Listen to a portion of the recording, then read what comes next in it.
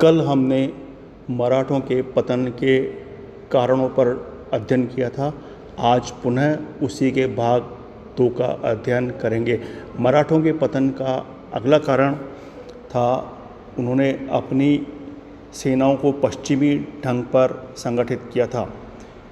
एक अन्य बात जिसके लिए महादजी सिंधिया की प्रशंसा की जाती है वह यह है कि उसने समय की गति को देखते हुए अपनी सेनाओं को पश्चिमी ढंग पर संगठित किया।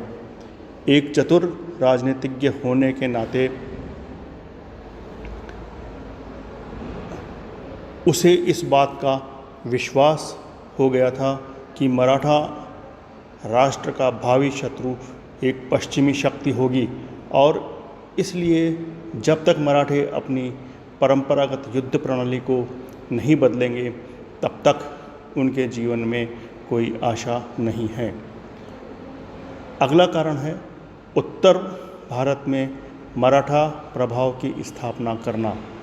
माधवराव के कार्यकाल में महादजी सिंधिया ने उत्तरी भारत में मराठा प्रभाव को फिर से स्थापित करने का प्रयास किया था। उसने 1772 ईस्वी में मुग़ल सम्राट बहादुर शाह को फिर से दिल्ली के सिंहासन पर बिठा दिया था। इसके अतिरिक्त उसने राजपूतों, जाटों और रोहिलों को कई स्थानों पर हराकर मराठा प्रभाव को बढ़ाया था। उसने 1783 में ग्वालियर पर तथा 1784 में दोहद पर अधिकार कर लिया। 1784 में मुग़ल सम्राट शाह आलम ने महादजी सिंधिया को वकील मुतलक की उपाधि प्रदान की तथा उसे मुग़ल साम्राज्य का समस्त प्रशासनिक अधिकार भी सौंप दिया। अगला कारण है पूना दरबार में प्रभाव बढ़ना। उत्तरी भारत पर अपना प्रभाव स्थापित करने के बाद महादजी सिंधिया पूना पहुंचा। वहां उसने 1782 से 1794 में रहा। नाना फडणवीस के भड़काने पर होलकर ने सिंधिया का विरोध करना शुरू किया, परंतु 1793 ईस्वी में सिंधिया ने लाखेरी नामक स्थान पर होलकर को पराजित कर दिया। इससे पूना दरबार में महादजी सिंधिया का प्रभाव बढ़ गया।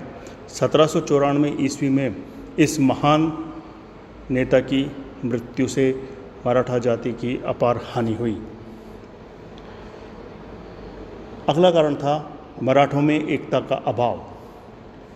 मराठों में एकता का सर्वथा से अभाव था। सामंत प्रथा के कारण मराठा साम्राज्य कई छोटे बड़े राज्यों में विभाजित था। पेशवा माधवराव के बाद केंद्रीय सत्ता शिथिल हो गई थी और एकता का अभाव हो गया था। मराठा सामंतों और शासकों में पारस्परिक आंतरिक कलह, ईर्ष्या और द्वेष थे।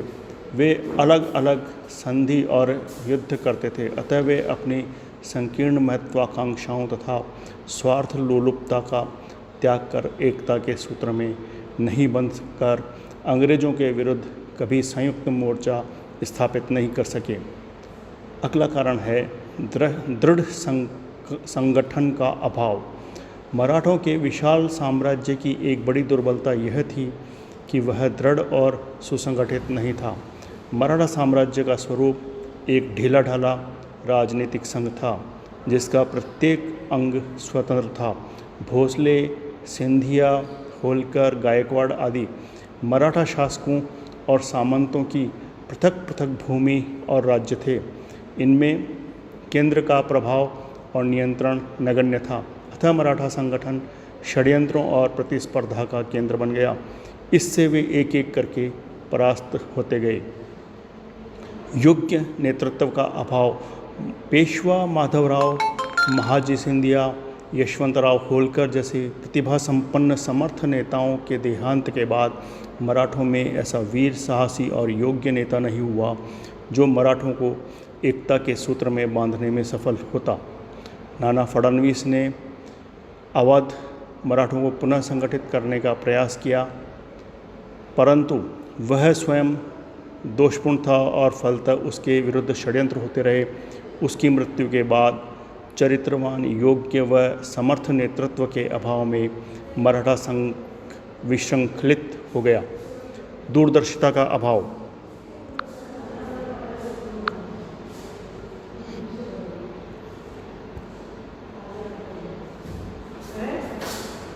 बता रहे